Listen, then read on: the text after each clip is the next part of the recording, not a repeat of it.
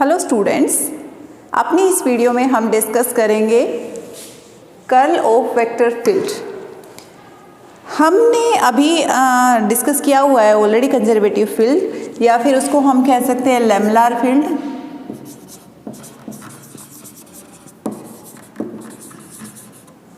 Lamellar field या फिर conservative field.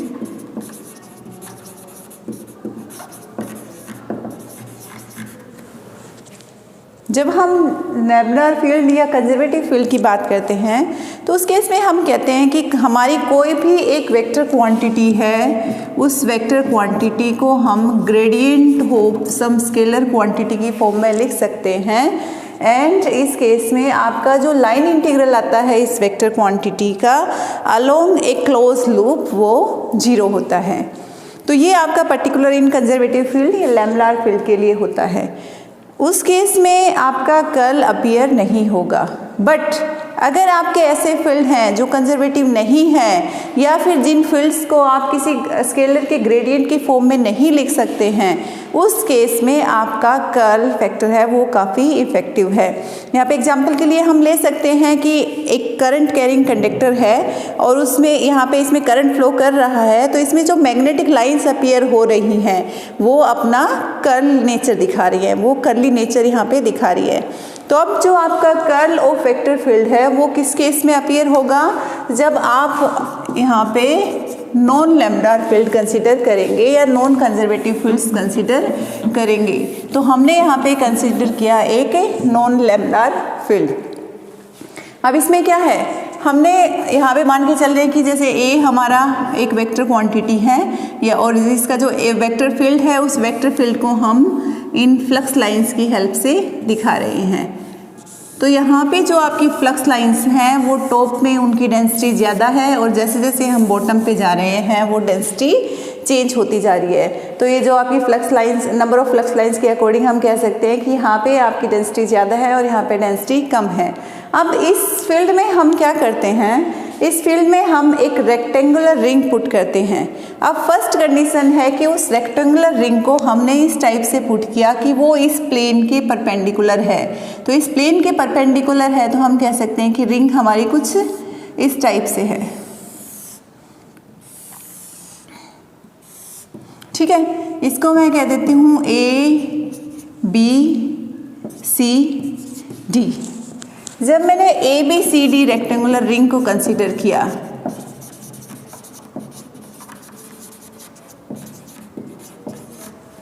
इस रेक्टेंगुलर रिंग को कंसीडर किया, तो क्या कह के चल रही हूँ मैं यहाँ पे, जो मेरी ये रेक्टेंगुलर रिंग है ये इस फ्लक्स, ये जो लाइंस आपकी बन रही है इनके परपेंडिकुलर है।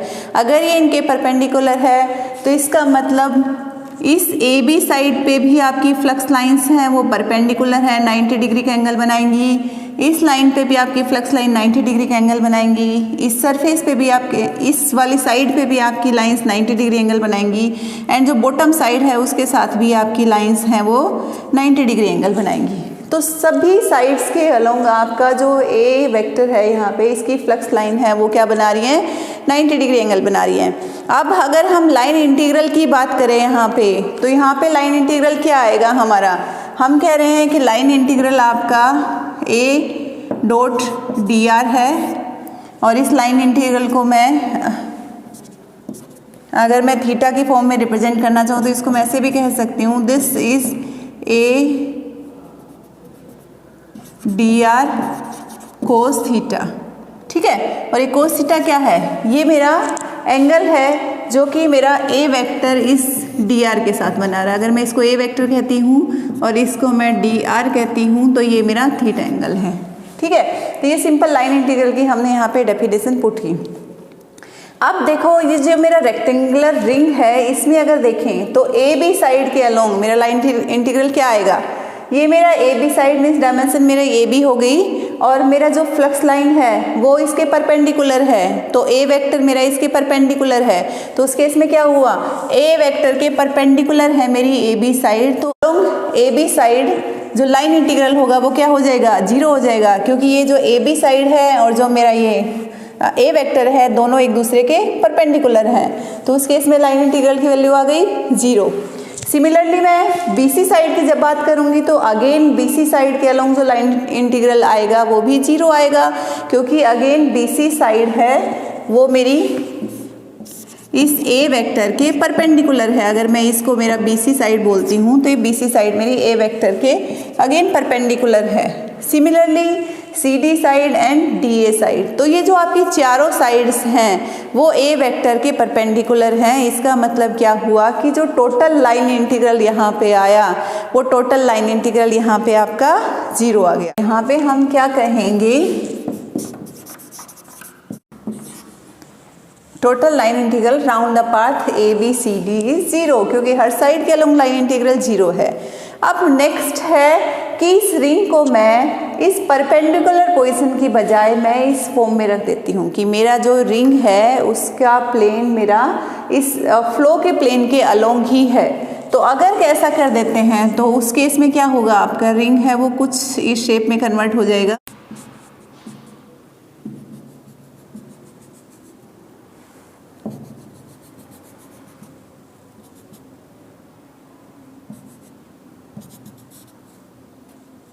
ये पॉइंट हो गए मेरे A prime, B prime, C prime and D prime. क्या किया मैंने, मेरी रिंग थी वो इस टाइप से परपेंडिकुलर थी, अब मैंने उसको टिल्ट करके और इसी प्लेन में सेट कर दिया है। ठीक है, जब इस प्लेन में सेट कर दिया और मैं अब फिर से लाइन इंटीग्रल की बात करूं तो देखो A prime B prime side है वो मेरे इस वेक्टर की फ्लक्स लाइंस के पैरेलल है। B प्राइम C प्राइम है वो परपेंडिकुलर है, C prime D prime again parallel है and D prime A prime मेरी अगेन परपेंडिकुलर है। तो इसका मतलब क्या हुआ कि परपेंडिकुलर साइड्स कंट्रीब्यूट कर रही थी 0 एंड पैरेलल साइड्स की वजह से कुछ नॉन जीरो लाइन इंटीग्रल आएगा। तो इस केस में हमें मिलेगा लाइन इंटीग्रल, तो हमें A prime B prime C prime D prime इन दोनों साइड्स के along non zero line integral मिला। तो अगर इस केस में हम कहना चाहें कि लाइन इंटीग्रल नॉन जीरो होगा। ठीक है, अब ये नॉन जीरो लाइन इंटीग्रल है, इसमें आप देखें तो आपकी फ्लक्स लाइंस यहाँ पे ज़्यादा है, फ्लक्स लाइंस यहाँ पे कम है।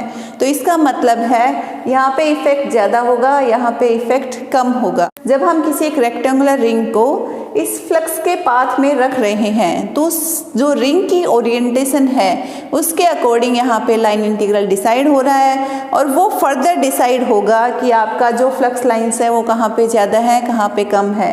तो इसका मतलब है रिंग की ओरिएंटेशन रिंग की जो ओरिएंटेशन होगी वो डिसाइड करेगी यहाँ पे नेट जो आपको लाइन इंटीग्रल मिलेगा उसको।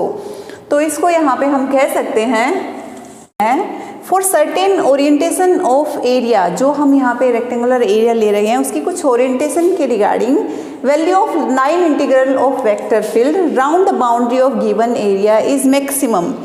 यहाँ पे आपका पहले जो एरिया एलिमेंट था वो परपेंडिकुलर था, उस केस में total line integral along this path 0 था।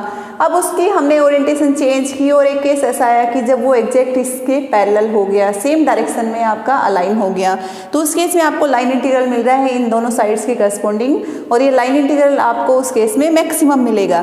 तो इसका मतलब जो भी आप यहाँ पे एरिया एलिमेंट लेके चल रहे हो उस एरिया एलिमेंट की ओरिएंटेशन के रिगार्डिंग आपको लाइन इंटीग्रल मिलेगा और एक केस ऐसा आएगा जिस केस में उसकी वैल्यू मैक्सिमम हो जाएगी।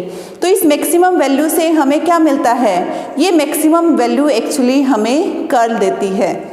तो हम यहाँ पे क्या कह सकते हैं, the value of this maximum line integral की जो जिस कंडीशन पे हमें मैक्सिमम लाइन इंटीग्रल मिलेगा वो पर्टिकुलर मैक्सिमम लाइन इंटीग्रल की value per unit area is called curl और रोटेशन। इसको ही हम कर्ल या रोटेशन कहते हैं of vector field at the point eight which the exploring area is put.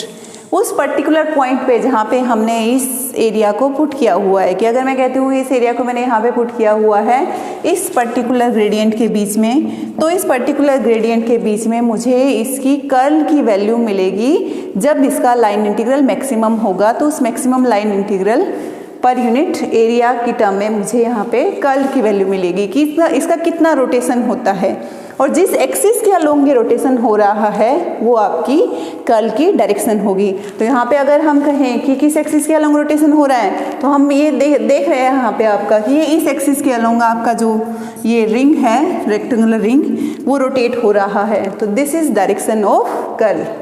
ठीक है, तो आई थिंक आपको जो कर्ल ऑफ वेक्टर फील्ड है ये क्लियर हुआ होगा और यही इसका फिजिकल सिग्निफिकेंस है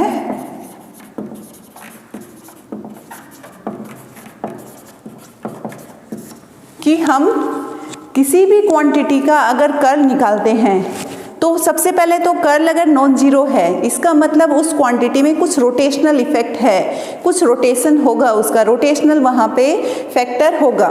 ठीक है, और नेक्स्ट जो कर्ल हमने निकाला वो क्या दे रहा है, that curl actually gives us the maximum line integral per unit area, और किस पर्टिकुलर पॉइंट पे, जिस पॉइंट पे हमने वो एलिमेंट पुट किया हुआ है।